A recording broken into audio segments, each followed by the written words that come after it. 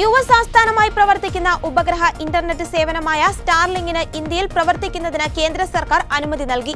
കടുത്ത നിബന്ധനകൾ പാലിച്ച് മാത്രമേ കമ്പനിക്ക് ഇന്ത്യയിൽ പ്രവർത്തിക്കുവാനാവൂ. ഇന്ത്യൻ ഉപഭോക്താക്കളുടെ ഡാറ്റ ഇന്ത്യൻ അതിർത്തി വിട്ട് പോകാതിരിക്കുവാനും വ്യക്തി സുരക്ഷയും രാജ്യസുരക്ഷയും ഉറപ്പാക്കാനുമുള്ള കർശന നിബന്ധനകളാണ് സർക്കാർ മുന്നോട്ട് വച്ചിരിക്കുന്നത്. നിബന്ധനകൾ പാലിച്ചതോടെയാണ് സർക്കാർ സ്റ്റാർലിങ്കിന് യൂണിഫൈഡ് ലൈസൻസ് നൽകിയത്. ഇന്ത്യയിലെ സ്റ്റാർലിങ്ക് നെറ്റ്വർക്കിൽ വിദേശത്തു നിന്നുള്ള ഉപഭോക്താക്കളുടെ ട്രാഫിക്കും ഇന്ത്യക്ക് പുറത്ത് സ്ഥിതി ചെയ്യുന്ന ഗേറ്റ് വേവുകളിലൂടെയുള്ള ട്രാഫിക്കും അനുവദിക്കില്ല.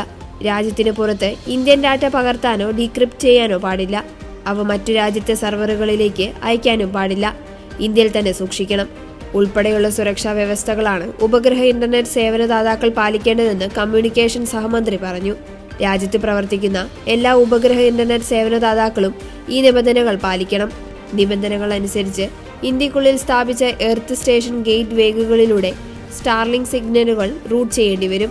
ലൈസൻസ് നൽകുന്നതിന് മുൻപ് ഡീക്രിപ്റ്റ് അനുവദിക്കൽ, വില നിശ്ചയിക്കൽ ഉൾപ്പെടെയുള്ള വിഷയങ്ങളിൽ ട്രിയയുടെ നിർദ്ദേശവും സർക്കാർ തേടിയിരുന്നു.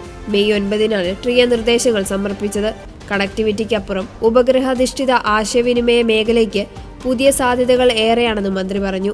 ഉപഗ്രഹ അധിഷ്ഠിത ആശയവിനിമയ സേവനങ്ങൾ വളർന്നു വരുന്നൊരു മേഖലയാണ്. ഏതൊരു പുതിയ സാമ്പത്തിക പ്രവർത്തനത്തെയും പോലെ ഇത് രാജ്യത്ത് തൊഴിലവസരങ്ങൾ സൃഷ്ടിക്കുമെന്ന് പ്രതീക്ഷിക്കുന്നു.